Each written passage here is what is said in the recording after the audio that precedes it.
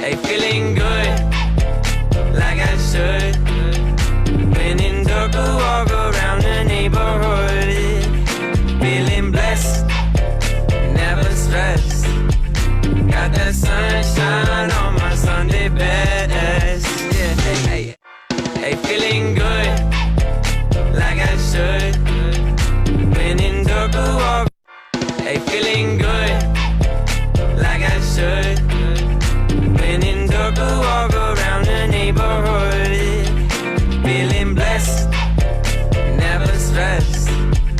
Got that sunshine on my Sunday best. Yeah, hey, hey, feeling good, like I should.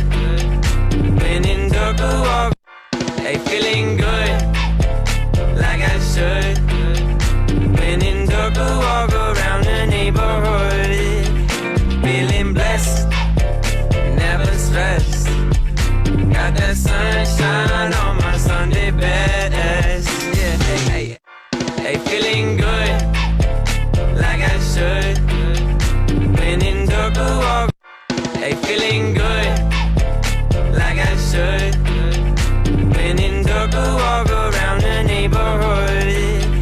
Feeling blessed, never stressed.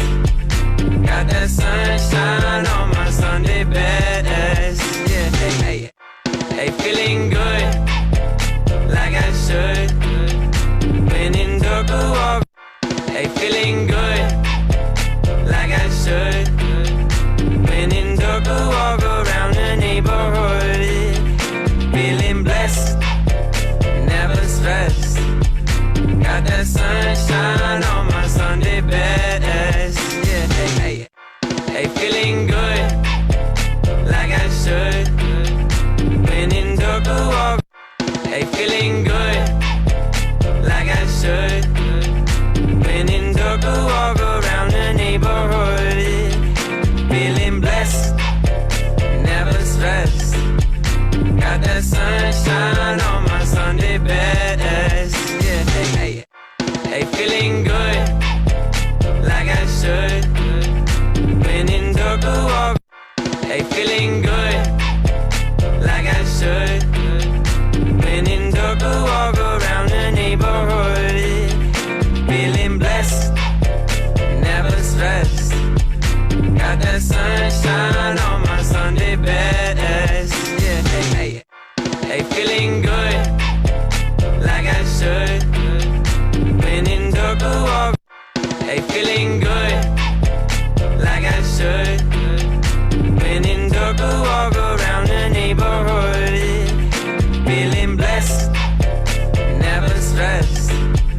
Got that sunshine on my Sunday best. Yeah, hey, hey, feeling good, like I should. When in dark, I walk. Hey, feeling good.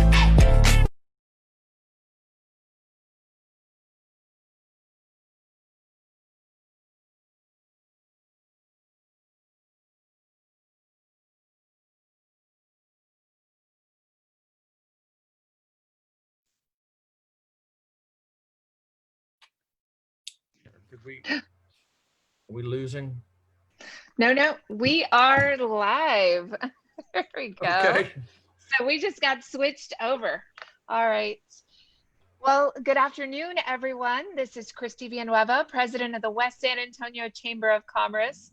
And if you are joining us right now, you are listening to Sustainable Brain, our weekly leadership show where Dr. Sunita and I talk about leadership in our community and how it impacts the future and also your mental health, which is extremely important.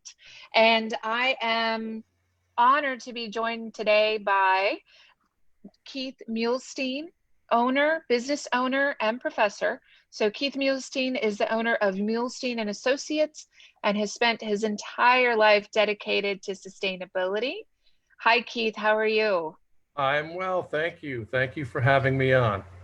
Wonderful. Well, Dr. Sunita and I are very happy to have you. And Dr. Sunita, how are you this afternoon? I am doing great. I was listening to you and and Dr. Muhlestein talking a little bit. I was like writing notes, like I can't I wait. know we got a little overzealous there, and we're just connecting on a different level. I was writing a lot of what you said, Dr. Muhlestein, so I hope to feature and connect that to the science of the brain.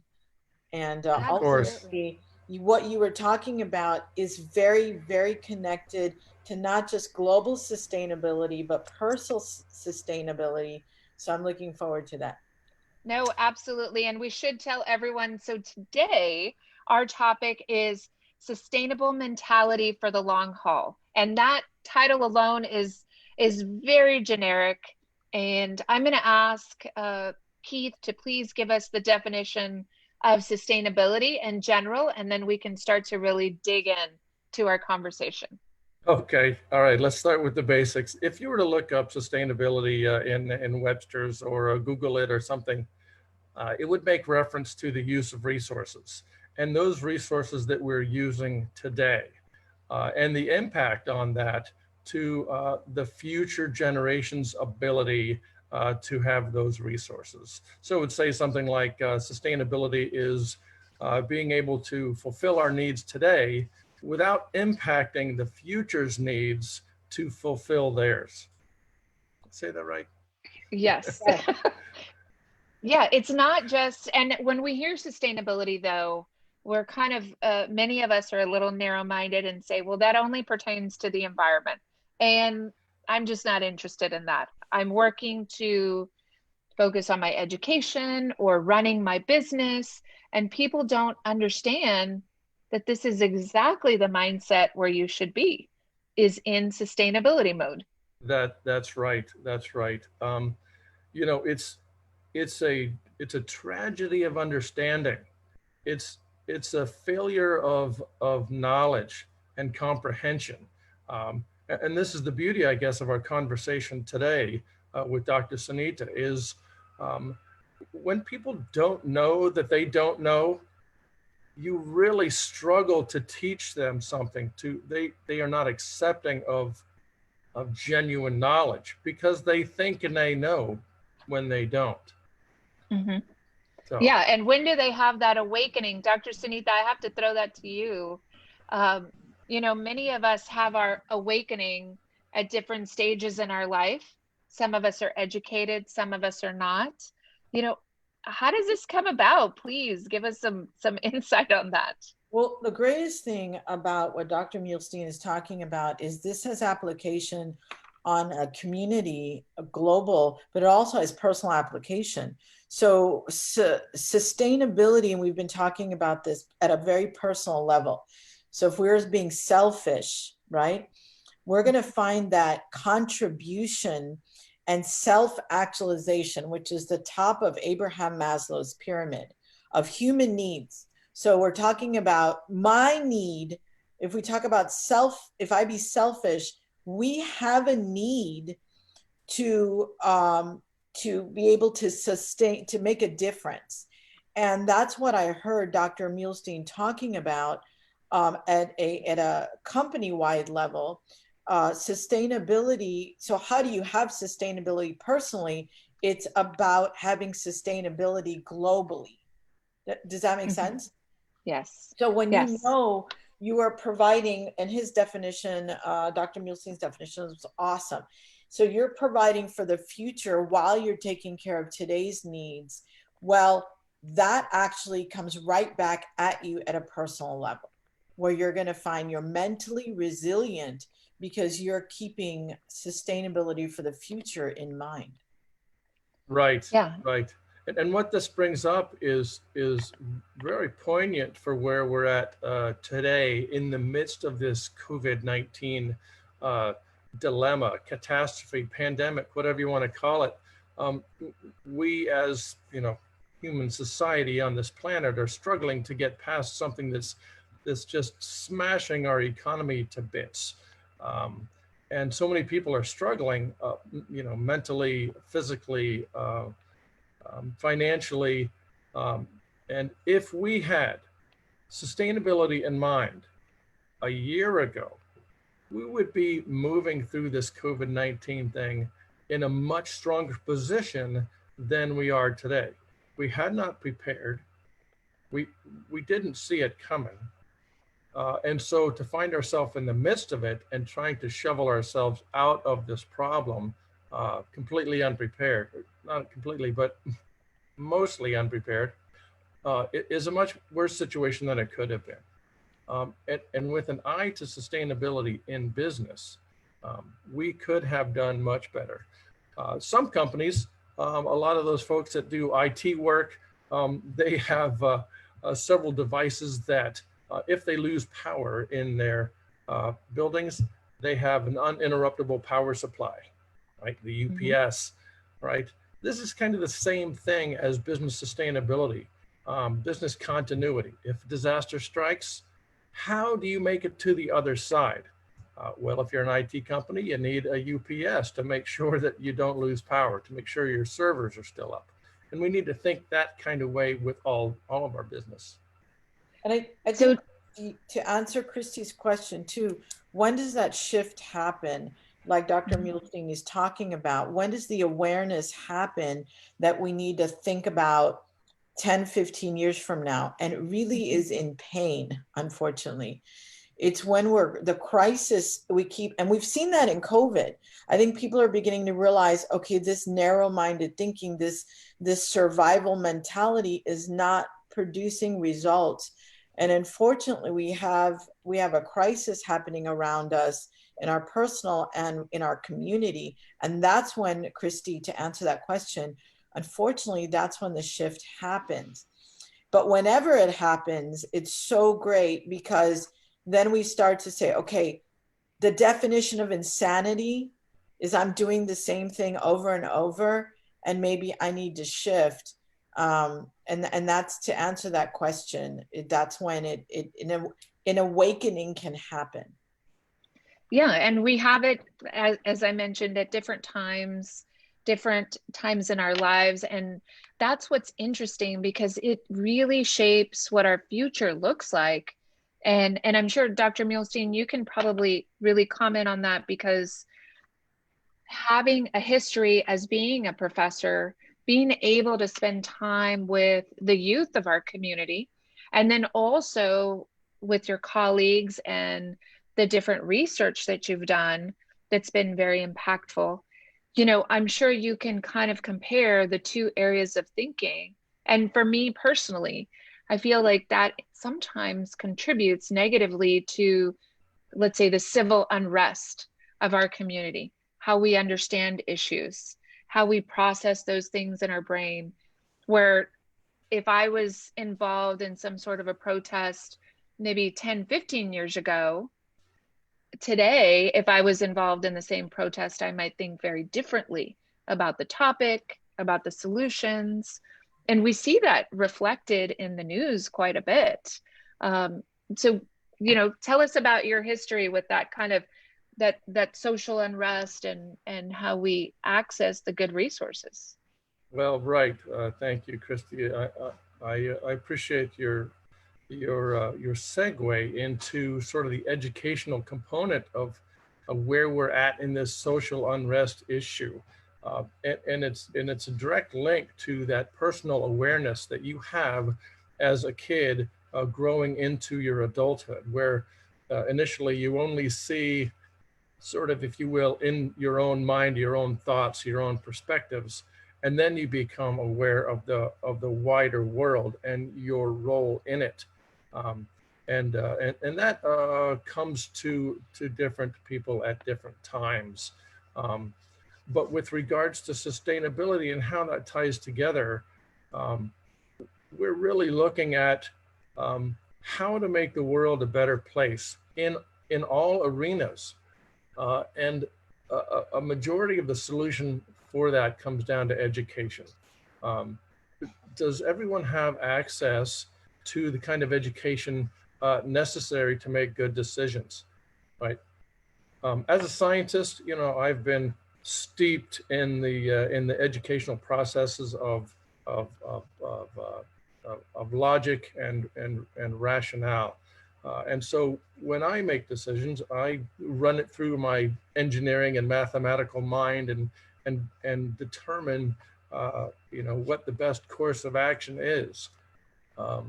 And not everybody functions that way. A lot of people work, at the emotional level or blend between emotional and logical. And there's some discussion to be had there. But I guess what I'm getting at is the resources for education. Are they available to everyone?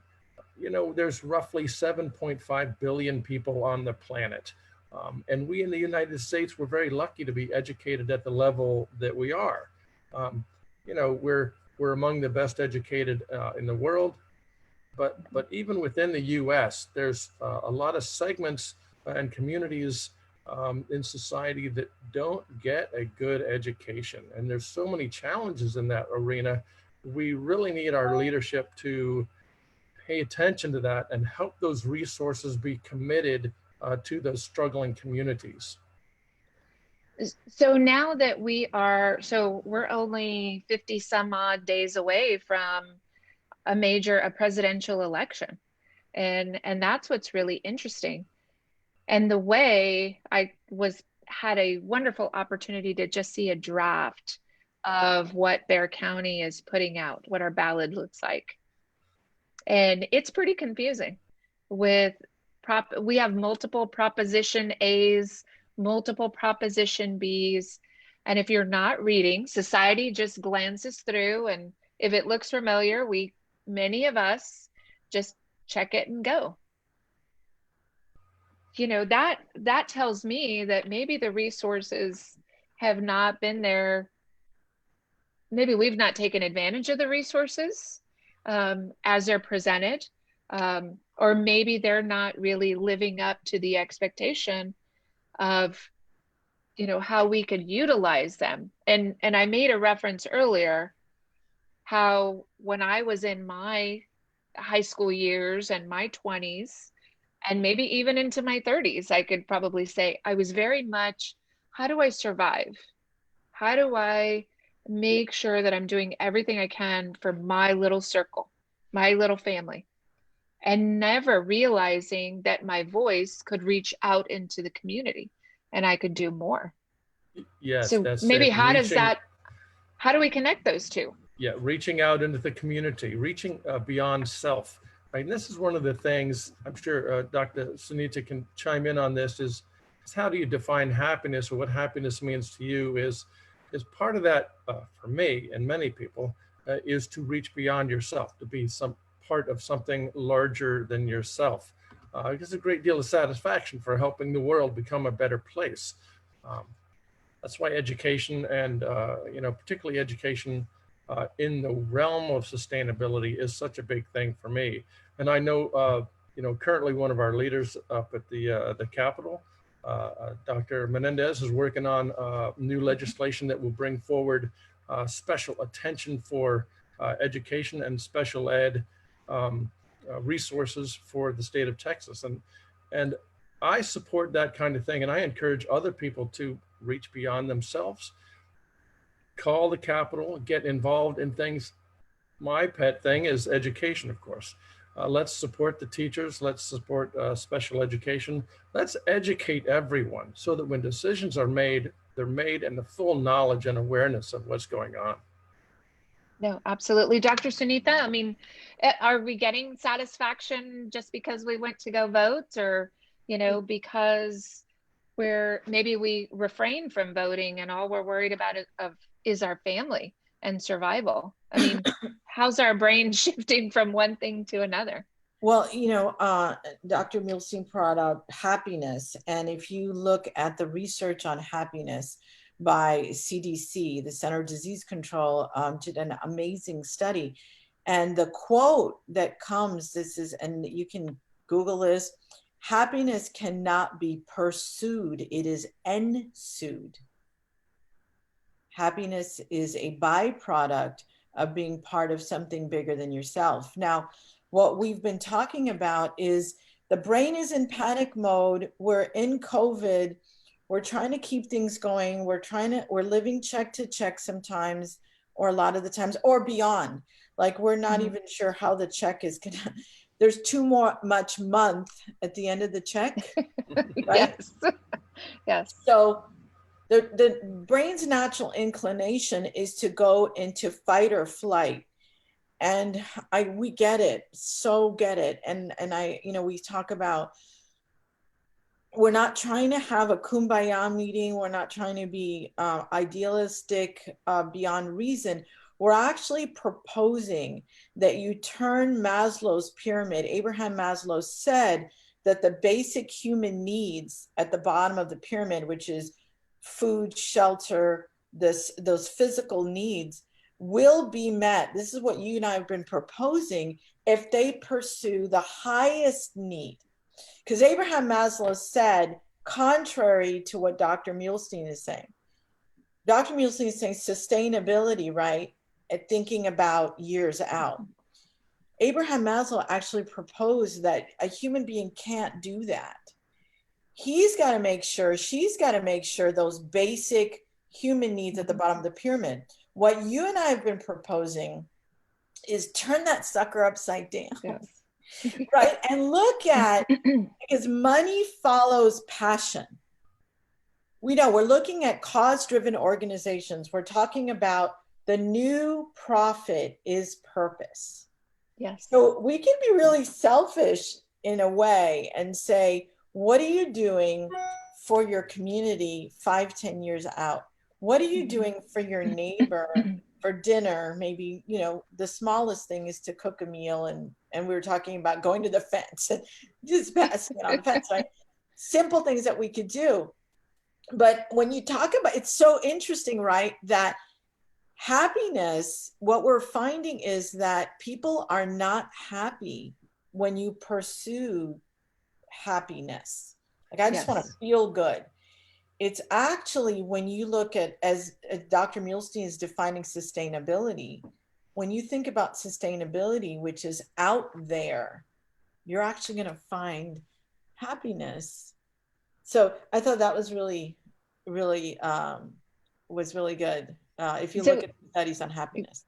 Yeah, no, I completely agree. Dr. Muhlestein, I have to ask you, in your years of experience, what do you perceive the younger person to imagine sustainability is versus maybe someone who's in their 50s or 60s? That is a great question, honestly. I've taught older students, in the 40s, 50s, and 60s, and I've taught young children, elementary school and high school and college age. I've seen the whole range of development, and I am so excited about our millennial generation and their self-awareness and awareness of the planet. They are miles ahead of where my generation was at their age, right? I was, you had mentioned in the intro that I've been doing this my whole life, and I have. 1970 was the very first Earth Day, and I remember it clearly, and I was impacted by it, and I've lived towards environmental protection, sustainability, air quality, water quality, all of that my whole life. I think it's been my mission. I was motivated enough to get 4 college degrees and terminating with my PhD in environmental science and engineering, all because I think we need to have a greater understanding of the earth and our human impact on it. And I've done that for, giving away my age, many decades now. And I'm delighted that when I teach many of the younger students and I have conversations with them, that they're already super engaged and understand what sustainability is. In the 60s, I guess, we were talking about recycling. That was like step 1 to sustainability. that we have gone so much farther than that now. And I'm delighted that our younger students are really getting it. And I think we're going to see a lot of changes in the world in the next 10, 20, 30, 40 years. No, absolutely. And thinking way out, I mean, I believe that that's very important. And maybe some of us older folks need to listen to those kids from time to time on that.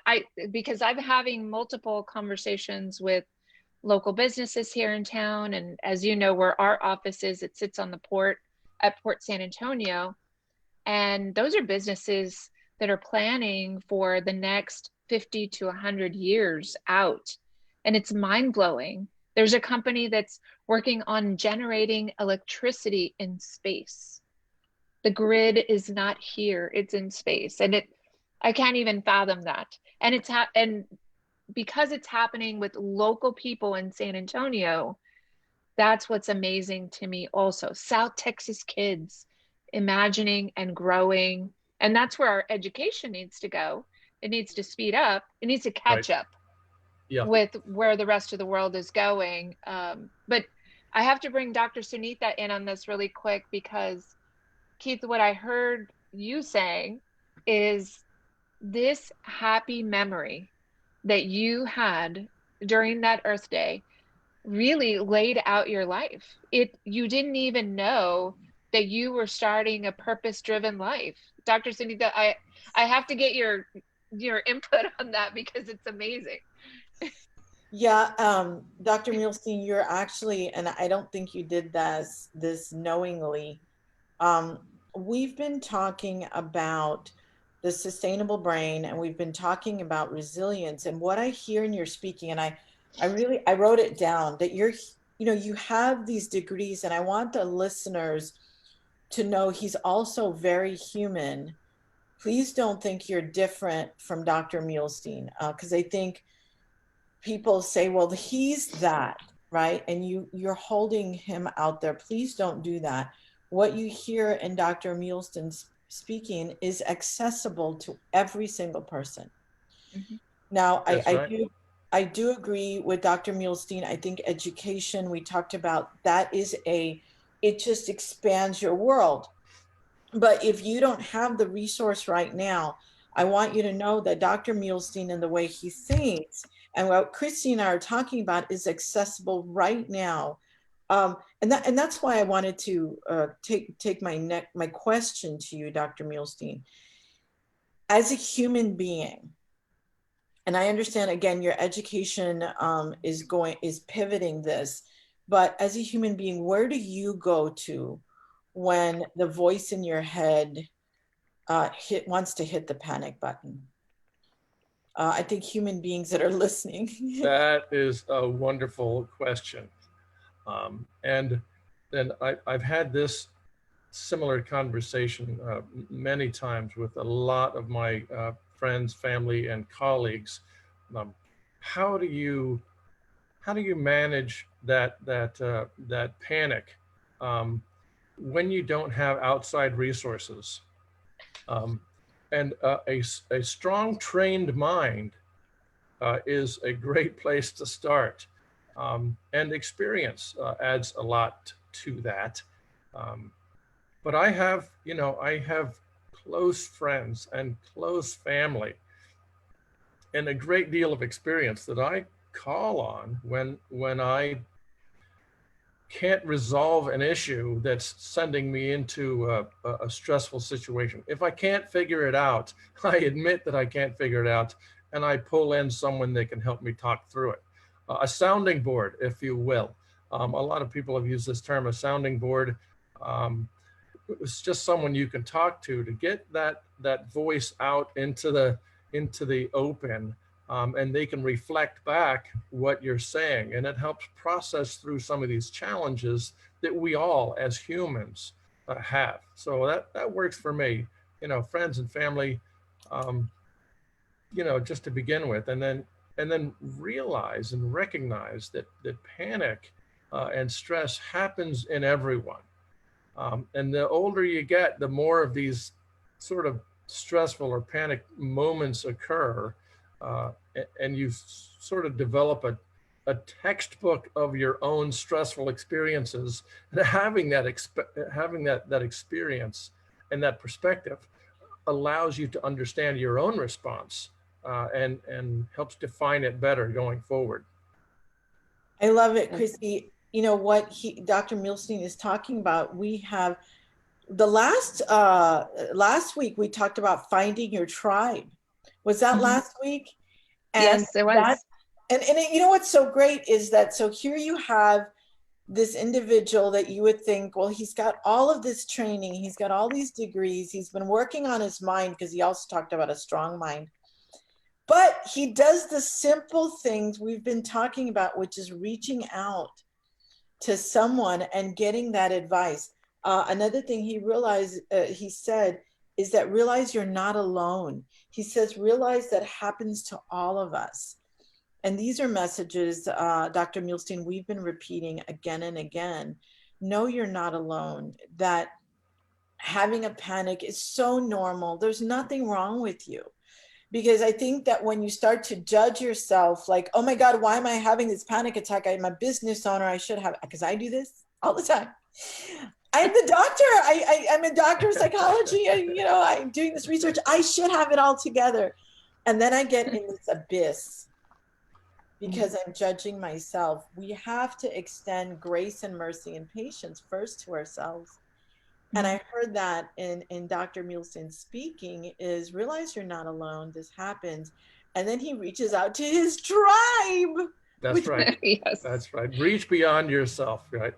I had a good friend of mine who had described this image to me of recognizing when he gets stressed out is like putting himself in a cage, this little box where he's in this teeny box and he's rattling the cage in anger and frustration, but he's put himself in this little cage in this box and isolated himself where the frustration just grows and grows and grows. And then you realize, oh gosh, I have just boxed myself in to my own detriment. Climb out of the box, call up a friend, talk it out, work it out. Don't put yourself in a bad situation. Identify those resources in your life that help you get beyond your own mental imagery and expand your mind into a greater perspective. I wanted to mention when Dr. Muhlestein says getting outside your thought, and I don't want you to think that he's suggesting to think about all of your thinking, because if you're driving a car, you don't want to do that. I think you want to suspend some of your thoughts. So there's a how-to about what he's speaking about. The how-to to get outside your thought. First, know that there's a thought that is hurting you. So there's a litmus test, we call it, right, in science. And it's the litmus test is an indicator of when you're having a thought that is not sustainable. We're going to use, right? So Yeah. the thought, so as a creature on a planet that works in perfect homeostasis, and I know with your training, Dr. Muhlestein, you can agree, the only time we mess up the planet is when we mess up the planet. The trees never struggle, birds don't struggle, they're in perfect harmony. So as a creature on this planet, we're supposed to think abundance, we're supposed to think joyful, we're supposed to think sustainable, we're supposed to think future-minded and self-actualize and all that. And so I want to, the simplest thing is, and Dr. Muhlestein, you do this, you must do it. You suspend a thought or you reflect on a thought, it sounds like, when it's counterintuitive to what you know is sustainable. Does that sound right? Is that what you're doing? Yes, let me give you a good example of that in my own ability to close down bad thinking, if you will, panic thinking, right? My bachelor's degree is in geology, and I've done a lot of work in caves and karst on the Edwards Aquifer all over the region. And so I do a lot of caving. And I'm underground all the time, have my rock helmet on, climbing through these caves with my friends and colleagues, cavers. And I found myself completely wedged in and trapped between rocks where I just couldn't get out. And that panic was welling up in me where I was gonna just, whatever that is, you lose it, And then the logical mind takes over and says, you can panic if you want to, but it will not help you. So stop that mind thinking right there, put yourself in some other place. And so quietly, I turn off my headlamp, close my eyes, and imagine that I'm in my living room. Oh, gosh. Calm myself down and slowly figure out how to get out of that situation, in which I did eventually. But it's about controlling your own emotions, controlling your own mind. And it's not an easy thing to do, especially when that panic is welling up in you. Yeah, I'm sure that's a really stressful situation. I can't even imagine. I do want to bring it back around to make one more point, Keith, that what's interesting is, when you and I met, I didn't know if we were going to have a connection, and we have since had many conversations about sustainability, about voting, about local issues, and it's grown tremendously. I think the depth of our conversations. The point that I want to make to our audience is moving away from that crisis mode, from that COVID crisis mode, and living, not only personally living to be sustainable, but also seeking out that education. They may be reflecting on this right now and saying, well, I'm not like Keith, 4 degrees, my God, that's not me. And Dr. Sunitha, you're all about the brain. You too, you have a ton of education. But I can say from my own perspective, as a person who does not have a formal education and understands living that paycheck to paycheck type of life and always trying to live for the children, being a single mother, and all those, and no offense to anyone, all those cliches. I've been there, I've done that. They've been my titles for a period of time. Being able to realize that I can sit in a room with you and Dr. Sunitha and contribute. And so whether you're a business owner or whether you are a barista or whatever you are today, your voice can enlighten people. It can push research. It can open doors. It's just about taking that step forward for that long haul. And my self-actualization happened just like that, because I remember saying, well, why do all the bad things happen to me? And look at Keith and look at Sunitha. They live such a fantastic, idealistic life. But then I get in a room with you and I realize, wait. That's an illusion. That's an illusion. Yeah. And if I just calm down and reach out, then I realize, wow, we could actually work on things together. Absolutely. We have things to contribute. Yeah, it's crucial to the functionality of and success of everything we do, to work with others. If I was in a room with all engineers, that would be a nightmare. You need more than scientists and engineers to solve the problem. You need everybody in the game, really, everybody in the game, in order to solve these global challenges that we're seeing.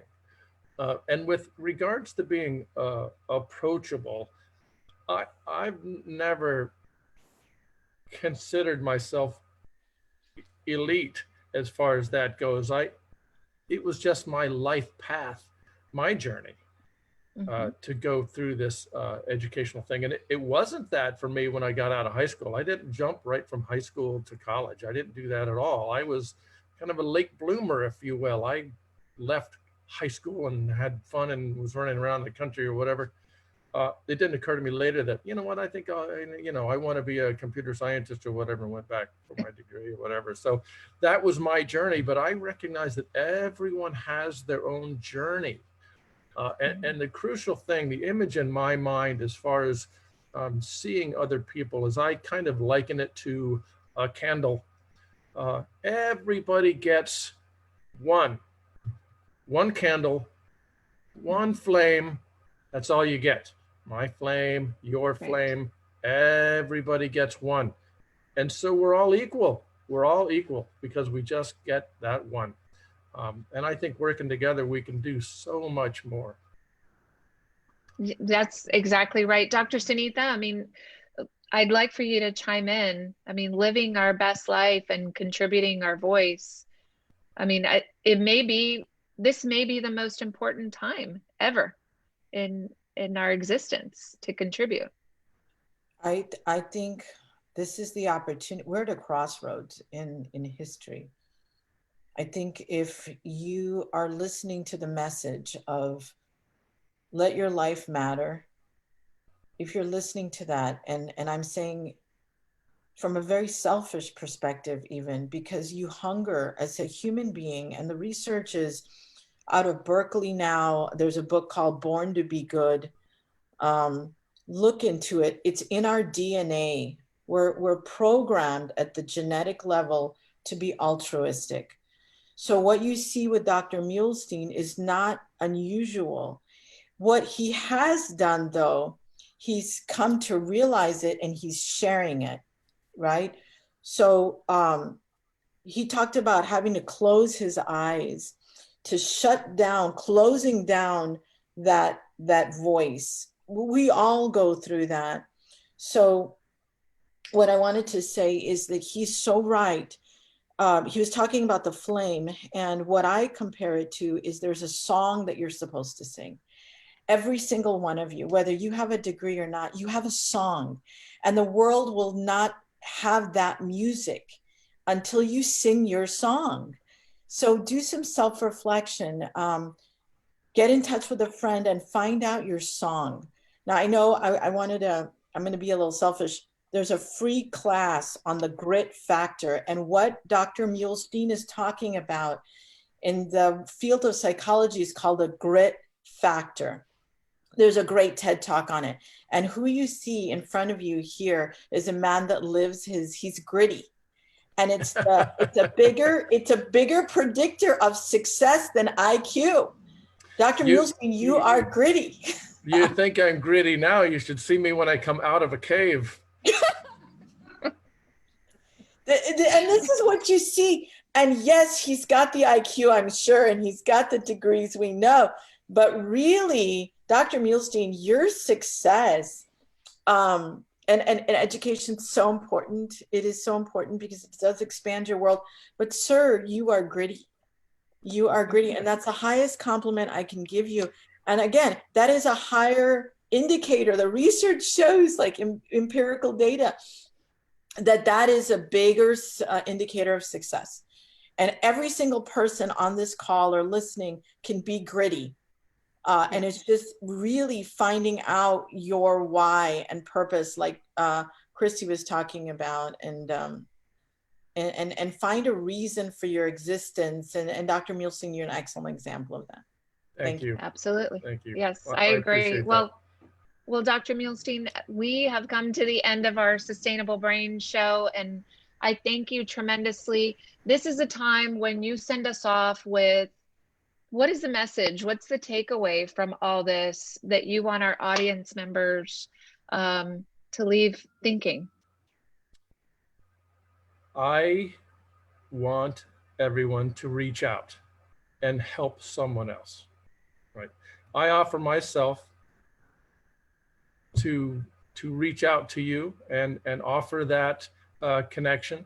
If you want that that someone outside yourself to help optimize your own thinking, to optimize your company, to be more sustainable in your business. I can be that. I can offer that, and as I have my whole life, and I can try to share that grit with each and every one of you. So I extend that to each of you, and I hope you will pass that forward to those in your family and friends and your circles as well. Well, Dr. Sunita, what are your final words? I'm just so thrilled to see that we're not the only ones. And here we have Dr. Muhlestein, who has the education and is still so human and so humble. And I just want to say that we are in this together. And Dr. Muhlestein is another indicator of that. I want to put it out there that we're teaching a free class on grit Saturday morning. I know, Christy, you've supported me to get that information out. So be part of your community. Yes. Find out what is your way of contribution. And by the way, I'm not the only resource. Christy's not the only resource. Get in touch with your church community. Get in touch with your local leaders. Find something to be passionate about. And if you can marry it with your business, you know, we look at company sustainability. When you can find a cause for your company, look for a local hurt, look for a pain point, direct your business to solve that problem. The research on company sustainability is phenomenal. It talks about just that. So don't try and do this alone. Reach out to people and find a problem to solve. Well said. Wonderful. Well, yes, absolutely. Thank you, Dr. Sunita, as always. And thank you, Keith, for joining us today. It's been fantastic. And to all of our audience members, thank you so much for joining us for another episode of Sustainable Brain. As you know, we want you to be sustainable. We want you to live the best life that you can. So don't forget to reach out, go register to vote if you have not done so, and get more information. That's what it's all about. Reaching out, collecting data for yourself, however you accept that data, that education, and do more. We can do more and live a better life. So if you need any support, any help, the West San Antonio Chamber is here for you. The brain coach, Dr. Sunita, is here for you. And now you have a new resource. Dr. Keith Muhlestein is also here for you. So we'd like to thank our sponsor, Pesado Construction, for sponsoring this show. They've been a wonderful partner for the West Chamber. We will post all the additional information in the comments of this show so you can reach out to us. And we will see you next week at 12:15. Thank you and make it a great day. Bye, everyone. Bye.